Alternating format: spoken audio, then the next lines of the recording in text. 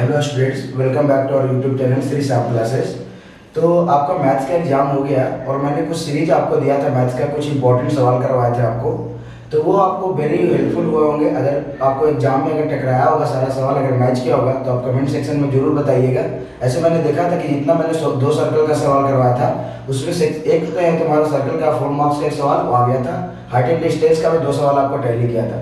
तो उसी तरीके से हम आपका आज का क्लास में आपको फिजिक्स बताएंगे, ये भी आपका एग्जामिनेशन के लिए बहुत हेल्पफुल रहेगा।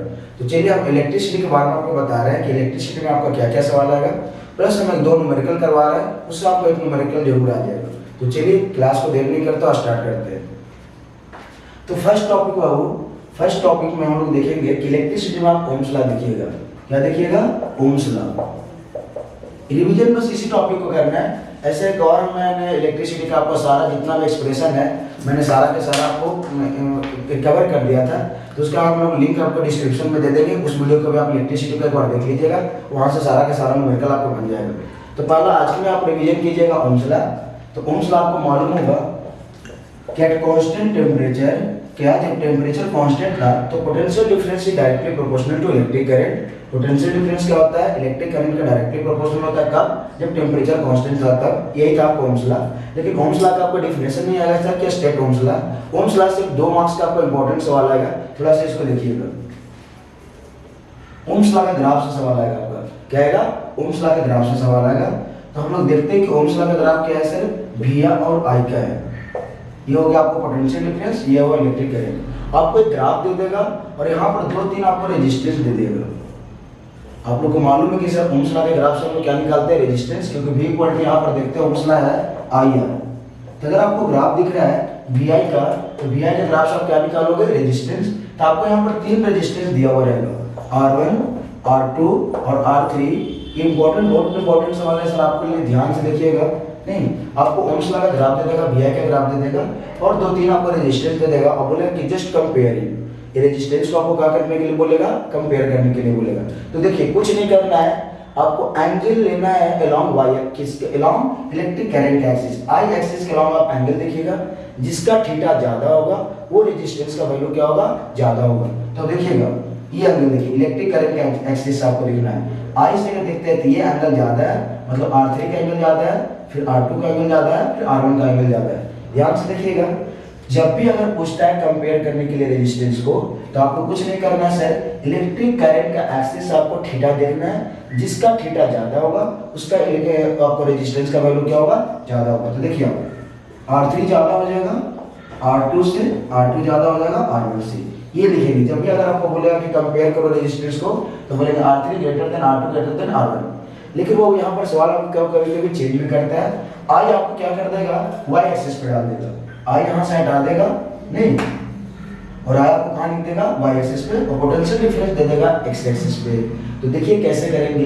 अभी हमने आपको बताया था कि बाप रे कैसे लेना है, किसका रेजिस्टेंस ज्यादा होगा? जिसका थीटा ज्यादा होगा इलेक्ट्रिक करंट एक्सिस से। अगर इलेक्ट्रिक करंट इधर चला गया तो थीटा किधर लेंगे? इधर तो लेंगे नहीं, अब एंगल इधर से लेंगे हम लोग। 3 देखिए, ये R1 का एंगल ज्यादा है, फिर R2 का एंगल ज्यादा है, फिर R3 का एंगल ज्यादा है। तो हम लोग यहाँ पर से लेंगे, जब कब इलेक्ट्रिक करंट चला जाएगा कहाँ? वाई एक्सिस पे चला जाएगा, तो हम लिखेंगे R1 greater than R2 greater than R3। ये दोनों में से कोई ना कोई आपको जरूर आएगा। फिर से देखिएगा यहाँ पर सर क्या बोलता है कि सर बोलेगा कि कंपेयर करने के लिए आपको रेजिस्टेंस बोलेगा। कब? जब ओम्स लॉ का ग्राफ देगा तब कुछ नहीं करना, थीटा देख लेना। इलेक्ट्रिक करंट के एक्सिस से जिसका थीटा ज्यादा होगा उसका इलेक्ट्रिक करंट ज्यादा होगा। तो ये जरूर देखना कि इलेक्ट्रिक करंट किधर है, एक्स एक्सिस के अलावा है, वाई एक्सिस के अलावा है। तो चलो नेक्स्ट टॉपिक हम लोग देखते हैं। तो नेक्स्ट टॉपिक आपका आएगा वो रेजिस्टेंस। तो आप दूसरा टॉपिक क्या रिवीजन कीजिएगा सर? रेजिस्टेंस। तो रेजिस्टेंस थोड़ा सा हम रिवाइज कर रहे हैं आपको कि रेजिस्टेंस क्या था। तो जब बताया था द कंडक्टर और the material which opposes the motion of the electric current is called resistance. Resistance क्या बताए थे? जो motion of an electric current को क्या करता है? अपोज करता है।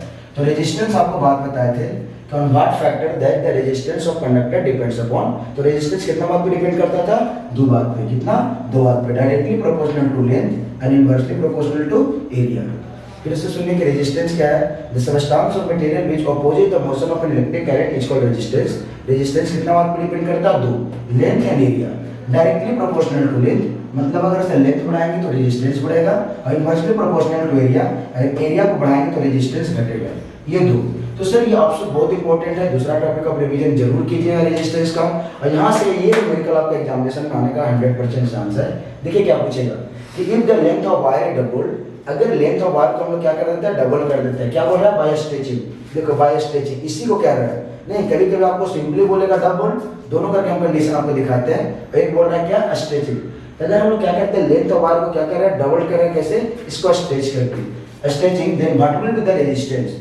तो सर ढेर सारा बच्चा के दिमाग में आता है कि सर लेंथ को हमने क्या किया, डबल, और आपने बताया तो था कि resistance directly proportional to length होता है। तो लेंथ को डबल करेंगे तो रेजिस्टेंस में क्या होगा, डबल हो जाएगा। लेकिन बाबू क्या बोल रहा है, आफ्टर स्ट्रेचिंग। तो एक चीज याद रखना, ये टर्म को ध्यान रखना, स्ट्रेचिंग अगर बोलता है तो जब अब अगर इसी वायर को आप स्ट्रेच करोगे, अगर यही दुगना हो जाएगा तो इसका एरिया क्या हो जाएगा, हाफ हो जाएगा। ये कंसेप्ट याद रखिएगा। ये नहीं एकदम डायरेक्ट बना देना कि सर लेंथ डबल है तो इसका रेजिस्टेंस भी कितना हो जाएगा, डबल हो जाएगा।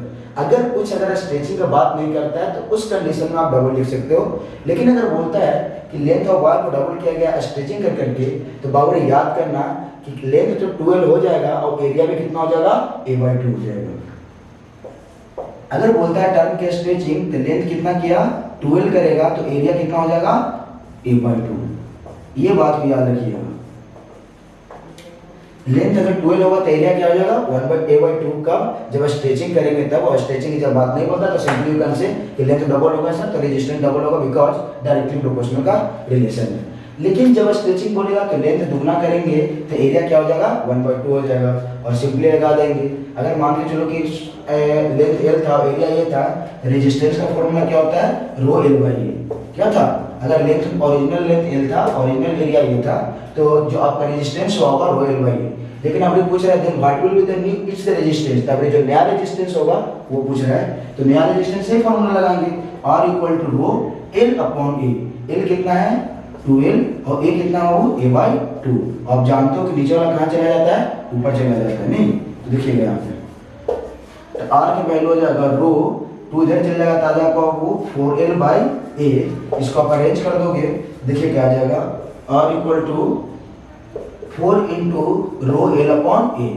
ये लिख सकते हैं। 4 अगर देख लो, 4 आगे कर दिए तो ρL/A।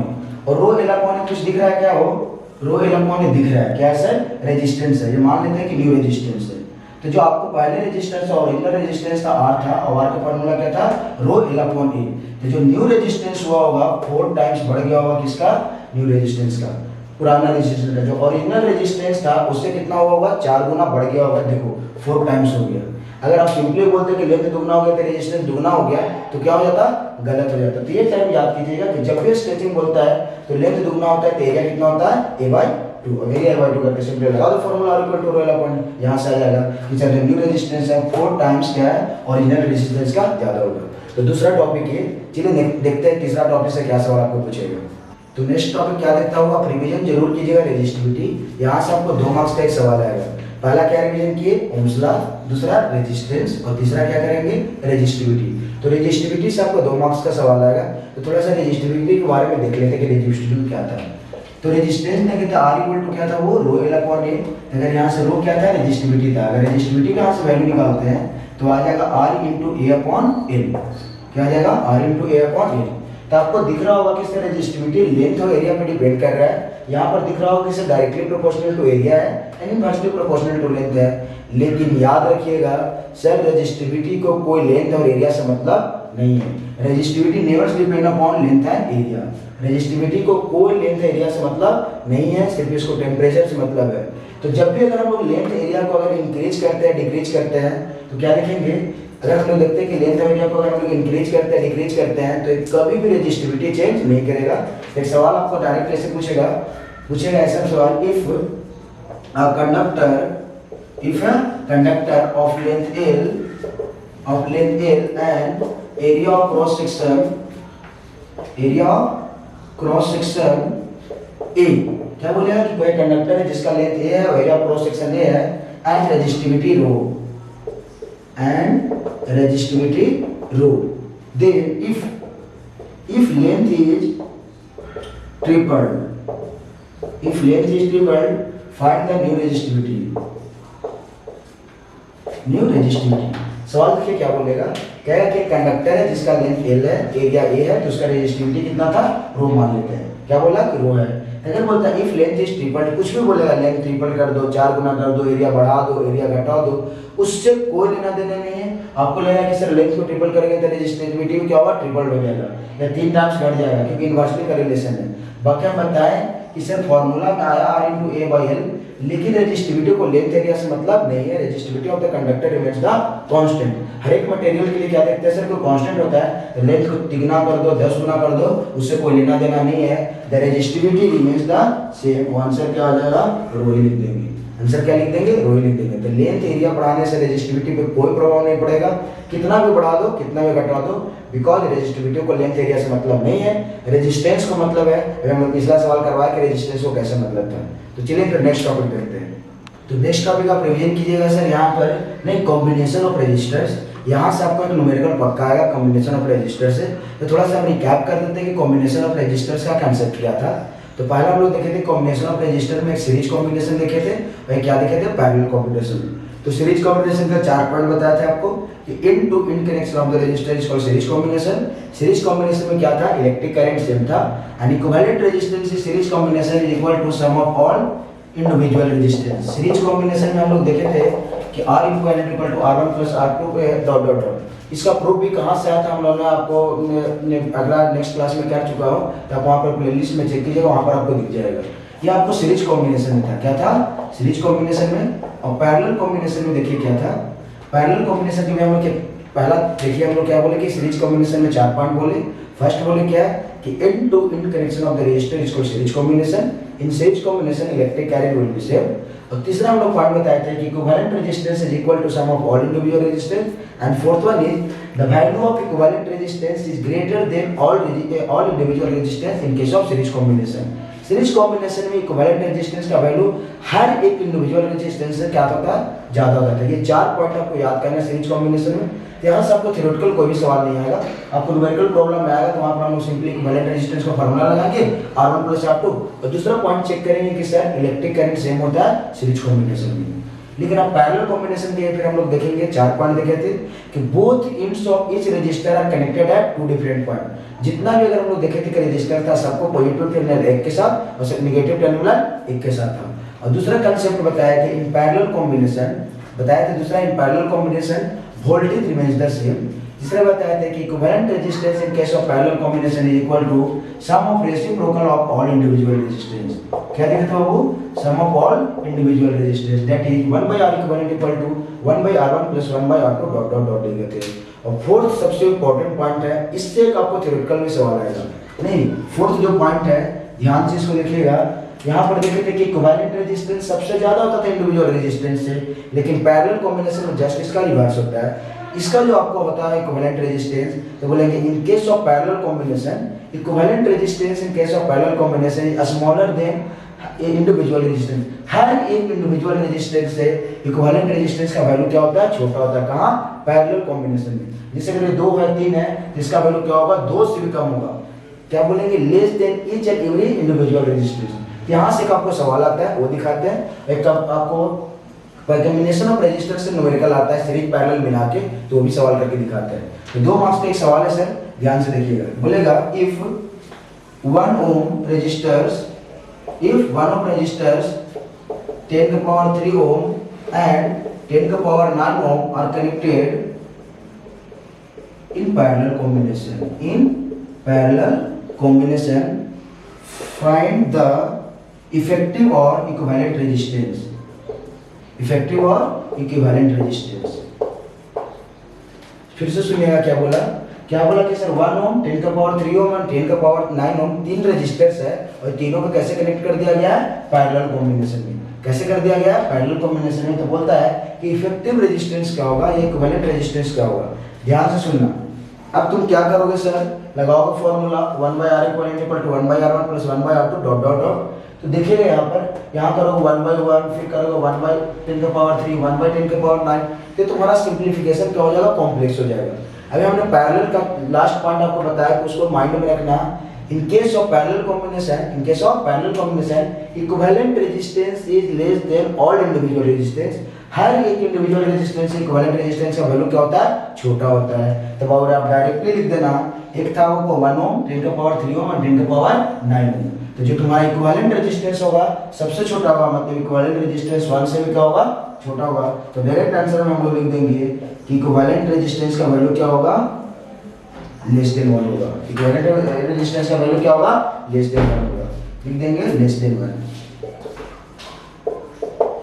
बिकॉज लिख देंगे, पूछेगा कि क्यों, तो लिख देंगे because in parallel combination the equivalent resistance is smaller then all individual resistance. तो ये सवाल आपको इंपॉर्टेंट है सर, ये एग्जाम में आपको आने का 100% चांस लगता है। बोलेगा 1 ओम 10⁻³ ओम, कुछ भी बोल दे 10⁻⁷ और बोलेगा इक्विवेलेंट रेजिस्टेंस, तो कभी भी फॉर्मूला पे नहीं जाना। हर एक इंडिविजुअल रेजिस्टेंस इक्विवेलेंट रेजिस्टेंस का वैल्यू क्या होता है, छोटा होता है। तो लिख देना डायरेक्टली कि छोटा होगा। इन और नो सर। तो चलिए एक टॉपिक यहाँ हुआ। अब हम लोग नेक्स्ट सवाल आपको एक सीरीज कॉम्बिनेशन को मिलाकर न्यूमेरिकल करके दिखाते हैं, उस तरीका का आपको सवाल लिखा है। तो देखिए ये सवाल आपको कॉम्बिनेशन ऑफ रजिस्टर से आएगा कि बोल रहा है आपको क्या कि if 12 volt battery is connected to the arrangement. ये जो आपको अरेंजमेंट दिख रहा है इसमें कितना वोल्टेज दे रहा है सर, 12 वोल्टेज का बैटरी लगा हुआ है। To the arrangement shown in figure, जो फिगर में आपको दिख रहा है, बोलता है कैलकुलेट इफेक्टिव रेजिस्टेंस। इफेक्टिव मतलब होता है आपका सर इक्विवेलेंट रेजिस्टेंस। तो देखो, तो आपको समझना होगा कि सर अगर यहाँ से देखिए कि सर करंट फ्लो कर रहा होगा, तो करंट मान के चलो कि आई जा रहा है, कितना जा रहा है, आई जा रहा है। तो यहाँ पर आपको देखेगा कि सर यहाँ पर से दो तरफ करंट जा रहा है, अपवर्ड भी डाउनवर्ड भी। तो मान लेते हैं कि यहाँ I1 जा रहा है और नीचे क्या जा रहा है, I2 जा रहा है। मतलब ऊपर वाला में सब में क्या जाएगा, I1, और नीचे वाला में जितना भी है सब में जाएगा तुम्हारा I2, और फिर ओवरऑल रिटर्निंग मार देगा I। तो देखिएगा यहाँ पर क्या बोले कि सर इलेक्ट्रिक करंट आई जा रहा था, यहाँ पर I1 गया। और अभी हमने आपको बताया था कि बाबू रे, जब अगर इलेक्ट्रिक करंट सेम होता है तो इलेक्ट्रिक करंट सेम का होता है सीरीज कॉम्बिनेशन में। इसका मतलब पता चल गया कि जो 10 ओम और 20 ओम रेजिस्टेंस है वो क्या है, सीरीज कॉम्बिनेशन में। और जो 5 ओम और 25 ओम जो रेजिस्टेंस है वो भी सीरीज कॉम्बिनेशन में है। तो सीरीज कॉम्बिनेशन में इक्विवेलेंट रेजिस्टेंस क्या देखता है, कि सिंपली जोड़ देते थे। अगर आर इक्विवेलेंट अगर हम लोग देखते हैं तो ये आ जाएगा 10 ohm plus 20 ohm equal to 30 ohm. और ये देख लेंगे अगर आर इक्विवेलेंट करेंगे तो 5 ohm plus 25 ohm equal to 30 ohm. मतलब ये ओवरऑल कितना हो गया, 30 ओम, और ये भी ओवरऑल कितना हो गया, 30 ओम। और पैरेलल कॉम्बिनेशन में हम लोगों ने बताया था कि both resistors are connected at two different point. देखिए यहाँ पर मान लो ए और यहाँ मान लेते हैं बी। तो जो पूरा रेजिस्टेंस है ऊपर जो 30 ओम और जो नीचे वाला 30 ओम है वो दोनों कैसे है, पैरेलल कॉम्बिनेशन में, क्योंकि both are connected at two different point. तो 30 ओम क्या हुआ, वो पैरेलल कॉम्बिनेशन में। आपको मालूम है कि जब इक्विवेलेंट रेजिस्टेंस पैरेलल कॉम्बिनेशन में बोलता है तो sum of reciprocal of all individual resistance देखते थे। ये भी देखते थे कि जब रेजिस्टेंस सेम था तो पैरेलल कॉम्बिनेशन में n टाइम्स क्या हो जाता था, घट जाता था। ऐसे भी ना इक्विवेलेंट रेजिस्टेंस, तीसरा आपको कांसेप्ट बताए थे कि इक्विवेलेंट रेजिस्टेंस इन पैरेलल कॉम्बिनेशन जब दो रेजिस्टेंस रहता है तो लिखते हैं R1 * R2 / R1 + R2। तो लिखिए R1 * R2 / R1 + R2। तो आ जाएगा आपको 30 * 30 / कितना आ जाएगा, 60। 32 जा 60, अगर इसको कटते हैं तो 15 ओम। कितना आ गया, 15 ओम। तो पूछ रहा था कि इक्विवेलेंट रेजिस्टेंस कितना होगा। तो हमने देखा कि दोनों सीरीज कॉम्बिनेशन है 20 10 30 और 25.5 देखे कि 30 30 30। अगर हम लोग देखते हैं कि पैरेलल कॉम्बिनेशन में है तो 8 टाइम्स घट जाता है, डायरेक्टली बना सकते थे। 30 मतलब 2 है तो 8 टाइम्स घट गया तो 30/2 कर देते तो कितना आता, 50 ओम आ जाता है। तो ये आप तो आ गया इक्विवेलेंट रेजिस्टेंस। अब पूछ रहा है total current in the circuit, total current पूछ रहा है। तो करंट के लिए हम लोग लगा देंगे क्या, Ohm's law, V = IR। Total voltage आपको दिया हुआ है कितना, 12। टोटल वोल्टेज कितना दिया हुआ है, 12। और इलेक्ट्रिक करंट आपका पूछ रहा है और रेजिस्टेंस हमारा है कितना, 15। तो यहाँ से आपको I आ जाएगा 12/15। अगर करोगे डिवाइड तो आ जाएगा 0.8 एम्पियर आंसर, ये आ जाएगा आपको। ठीक है, तो इस तरह के सवाल आपको बोर्ड एग्जामिनेशन में आया, इसको ध्यान से आप देख लीजिएगा। ठीक है, सीरीज पैरेलल करंट जो भी पूछेगा आप लगा दीजिएगा, ओम्स लॉ आ जाएगा। चलिए नेक्स्ट सवाल देखते हो। एक और ऑप्शन कॉम्बिनेशन ऑफ रेजिस्टर्स के बाद एक टॉपिक आप याद कीजिएगा, नहीं टॉपिक को रिवीजन मारिएगा, शॉर्ट सर्किट और ओवरलोडिंग। क्या कीजिएगा, शॉर्ट सर्किट और ओवरलोडिंग। तो शॉर्ट सर्किट और ओवरलोडिंग आपको बताए थे कि वे light bar and neutral bar comes in the contact accidentally then the current abruptly increases is called short circuit overloading. आपको डेफिनेशन पूछ सकता है सिंपली, नहीं कि शॉर्ट सर्किट ओवरलोडिंग क्या है। तो सिंपली बोलेंगे when light bar and neutral bar comes in contact accidentally current abruptly increase. Current अचानक से क्या हो जाता है सर, बढ़ जाता है। इसी को हम लोग बोलते हैं शॉर्ट सर्किट या overloading. To overcome this problem, इस प्रॉब्लम से छुटकारा करने के लिए हम लोग पढ़े थे कि इलेक्ट्रिक फ्यूज। ये भी आपको डेफिनेशन आता है कि what is the term electric fuse. तो बोलिएगा electric fuse is a safety device which protects the electrical appliances from getting damaged or from short circuit or overloading। तो उसको देख लीजिएगा थोड़ा सा। और लास्ट टॉपिक और पावर का एक चीज याद करके जाइएगा, क्योंकि सर बोर्ड की कितना भी आप देखिएगा प्रीवियस ईयर, तो बोर्ड पावर को जरूरी टच करता है। तो लास्ट टॉपिक है पावर, तो उसको ध्यान से देख के जाइएगा। तो पावर आपको हम बताए थे, पावर क्या था, वो rate of doing work is called power. Rate मतलब होता है डिवाइडेड बाय टाइम। तो rate of doing work is called power. Power का हमने आपको असाइनमेंट बताया था, क्या होता है वाट, क्या होता है वाट। ये इसको वाट वर्क को जूल बोलते हैं और टाइम का सेकंड। तो हम लोग बता रहे थे बाबू कि वाट को जूल पर सेकंड के भी नाम से जानते हैं। तो पावर क्या था, rate of doing work is called power. SI in watt, watt को हम लोग क्या बोलेंगे, जूल पर सेकंड। फिर यहाँ से आपको फॉर्मूला बताए थे 4, पावर का कितना फॉर्मूला बताए थे 4। तो ये चारों फॉर्मूला आप ध्यान से याद रखिएगा, क्योंकि किसी न किसी से आपको यहाँ पर न्यूमेरिकल जरूर देगा। अगर ये डायरेक्ट फॉर्मूला आप चारों याद रखते हो तो डायरेक्ट आप रिलेशन लगा के आंसर निकाल सकते हो। ये तो बनेगा ओम्स लॉ लगाना बनेगा, वहाँ पर आपको क्या होगा, टाइम ज्यादा लगेगा। तो कोशिश करना यार, चार छोटा छोटा तो फॉर्मूला डायरेक्टली याद कर लेना। नहीं तो पावर का फर्स्ट फॉर्मूला क्या है, P इक्वल टू W/T। यहाँ पर हम लोग वर्क और एनर्जी इक्विवेलेंट टर्म होता है। वर्क और एनर्जी क्या होता है, इक्विवेलेंट टर्म होता है। तो सिंपली आप बोल सकते हो कि पावर इक्वल टू W/T या E/T कर सकते हो। एनर्जी पूछेगा तो निकाल देना PT करके। तो पहला फॉर्मूला ये हुआ। दूसरा P equal to V into I। तीसरा था आपको P equal to I square R। फिर आपको बताते हैं P equal to V square upon R।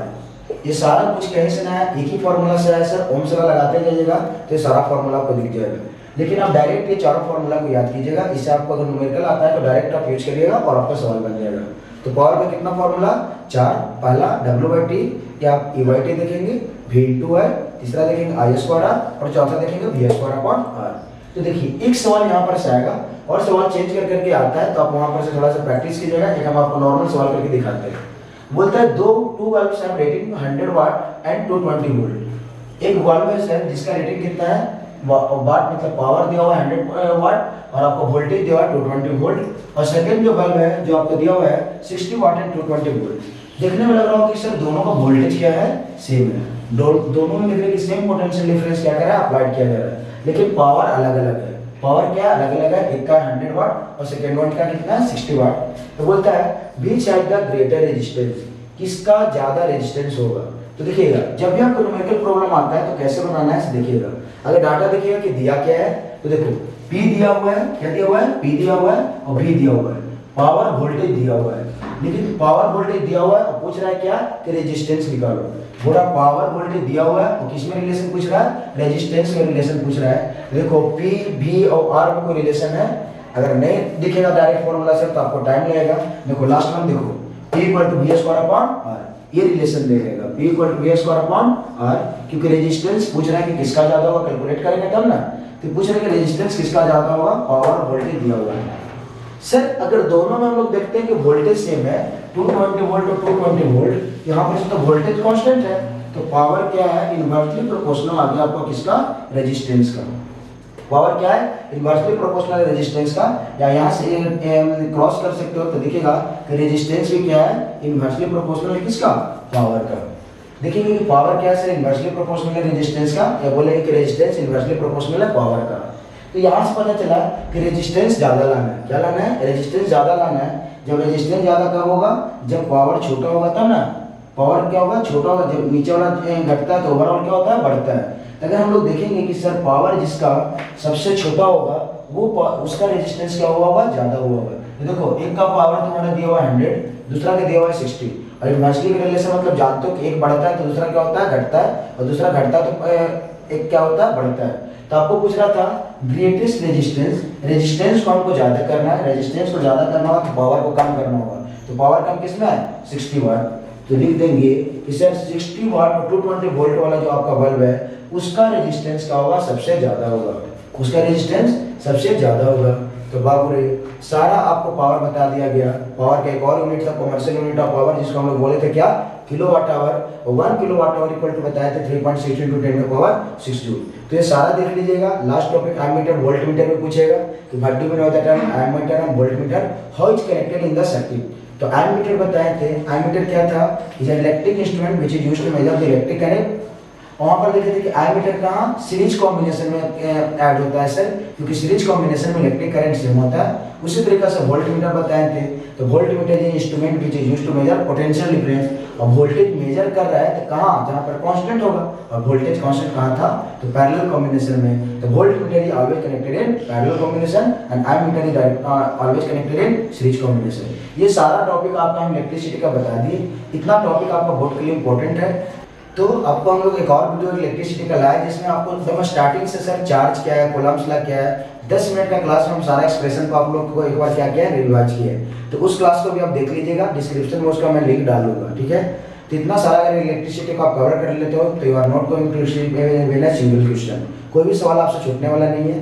तो चलिए फिर आपको हम एक और वीडियो लेके आते हैं केमिस्ट्री के लिए। नहीं, तब तक के लिए थैंक यू बाबू, मिलते हैं नेक्स्ट क्लास में।